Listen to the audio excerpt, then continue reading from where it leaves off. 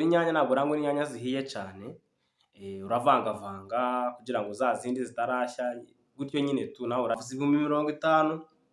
Bizinesi ya kabiri ni ukuba wagira gute wagenda ukarangura amashu.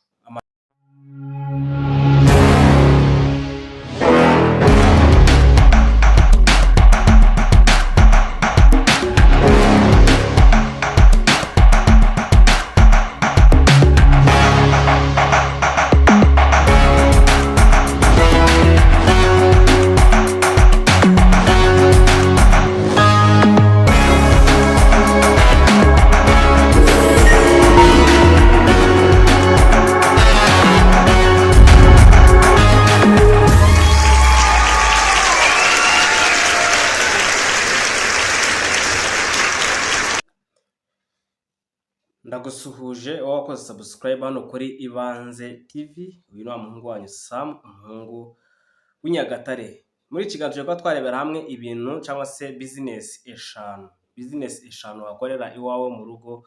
Ese wowe wari uzizi? Hari business ukorera iwawe mu rugo bitagusabye gusohoka mu rugo, bitagusabye igishoro.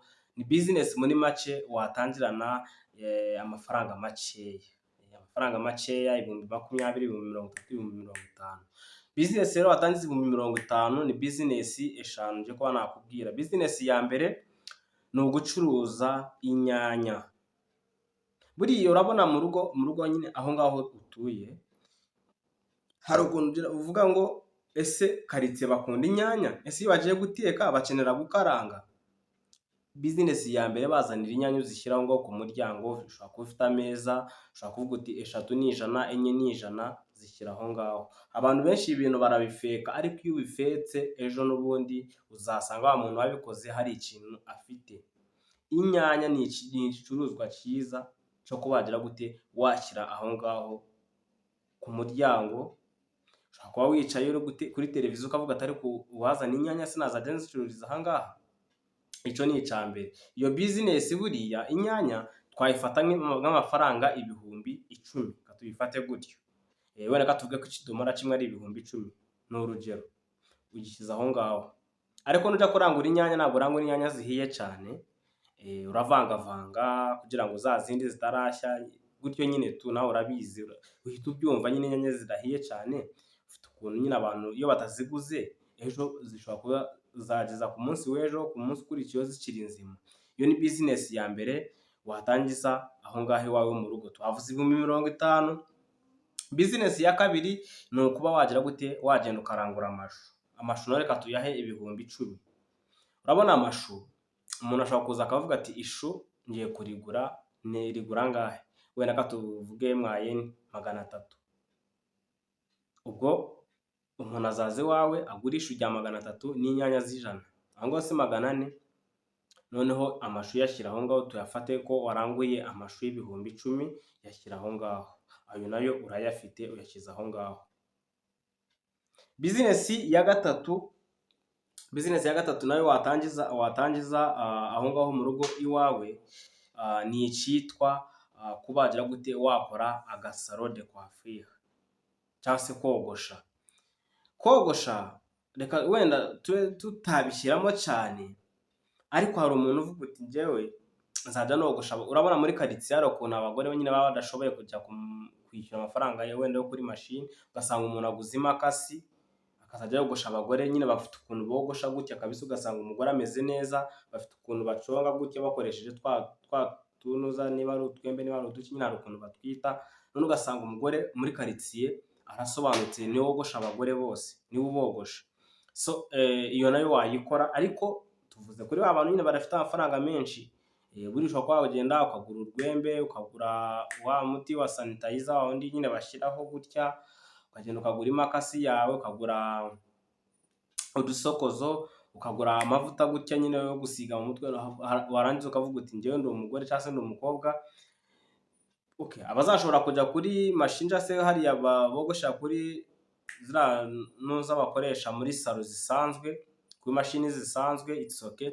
Ariko ngo twavuze wa muntu noneho rubanda rugufi, ushobora kuma gucuruza ziriya nyanya ku ruhande n'ibitunguru n'amashu n'iki, ariko ku ruhande ufite umuntu urimo kumwogosha gutyo tu. ibyo ngibyo reka tugashyire ku ruhande, wenda ako ngako reka tube tugashyize ku ruhande, noneho twebwe dukomeze na bizinesi yindi. Bizinesi yindi ni ukuba warangura amakara. Urabona uriya mufuka w'amakara ushobora kuwurangura warangiza ukazajya ushyira wenda mu dufuka cyangwa se mu tu envelope, ukavuga uti cyangwa se ukazajya ugashaka nk'akanuza nk'agasowani gatoya nyine niba ari gutyo nabivuga, noneho ukazajya ushyira ukavuga uti aya ngaya ni 100, aya ngaya ni 10. Ushobora gusanga umufuka waranguye 15 ugasanga utangiye gukuramo ayawe unarengejeho hafi, ukagera hafi muri za 20 ku mufuka w'amakara. Hari abantu batinya gucuruza amakara ngo harabanduza intoki. Niba kwanduza intoki ubwo nyine ukaba wumva utayakora kubera kwanduza intoki, wayareka, ariko ako ni akantu abantu benshi batazi. Buriya amakara buri muntu wese arayakenera. Iyo ni bizinesi yindi. Indi bizinesi nanone nakubwira nayo nanone watangiza kugira gute aho ngaho iwawe mu rugo, ni uguteka icyayi. Guteka icyayi ushobora gutangiza wenda amata, ugatangiza litiro 2, ukagura wenda amajyani nyine cyangwa se uturungo tugiye dutandukanye bashyira mu cyayi, ukarangura amandazi wenda ay'1000 n'aya 2 gutyo n'imigati, ku buryo nabyo mwayene byafata ibihumbi 10. Ukavuga uti reka nyine nkoresha ibihumbi 10, ariko aho ngaho byaba bigusaba kuba gusa ka teremunsi ku ruhande. Iyi teremunsi yo wenda ishobora kuba yahendamo ukuntu, ariko byibuze mwayene icyayi waguze ibyo byose nakubwiye, isafuriya usanzwe uyifite, wowe ikintu ugiye kuba wakora uragura na teremunsi, reka byibuze tubihe ibihumbi 15. Aho ngaho urajya gusanga ku bihumbi byacu 50 turimo turaburaho amafaranga ibihumbi 5. Amafaranga ibihumbi 5 asigaye, dore bizinesi ugiye kuba wayakoramo. Bizinesi ugiye kuba wayakoramo, uragenda urangure ibirayi by'ibihumbi 5 wabiheraho ugacuruza gake gake, cyangwa se ukajyana ukaguramo igitoki cy'ibihumbi 5 kiracyahari muri karitsiye, ugakuramo amaseri, noneho ukazajya uvuga uti iseri rimwe ni 500, igitoki cya 5 wayakuramo. Izo ngizo rero ni bizinesi 5 watangiza amafaranga yawe ibihumbi 10 kuzamura kugeza ku bihumbi 50. Iyo bizinesi yagukiza. Niyo itagukiza wenda ngo ube umukire, yagufasha kugenda uzamuka gake gake, amafaranga wenda ugenda wunguka ukayashyira mu itsinda, ejo n'ejo bundi bakaba bakuguriza ukongeramo, cyangwa se wagabana amafaranga wafata yawe ukaba warangura n'ibindi byisumbuyeho kuri ibyo ngibyo. Ikindi, niba urimo gucuruza ibyo bintu byose utazibagirwa umunyu. Umunyu nabo barawukenera. Uragenda ukarangura igice ukakizana aho ngaho, gishobora kuba cyarangura nk'ibihumbi 4500 gutyo, igice cy'umunyu. Ndatekereza umufuka 4500 ntabwo byagera, ni nka 2, ahubwo ni nka 3, kubera yuko umunyu buriya ntabwo uhenda. Ukaba wabishyira aho ngaho, ukaba wagira gute, ukaba wakora bizinesi yawe aho ngaho mu rugo iwawe muri karitsiye. Wowe ndimo kubwira, wowe nkurikiye.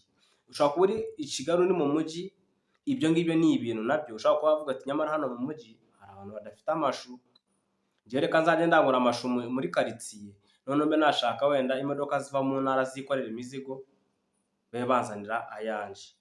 Izo ni bizinesi 5 bari kugira gute, wari guheraho muri mwaka wa 2026, ukaba wagira gute wahindura ubuzima. Kana subscribe, hano ni kuri Ibanze TV. Uyu ni wa muhungu wanyu Sam, umuhungu w'Inyagatare. Hasta la vista, ndabakunda cyane.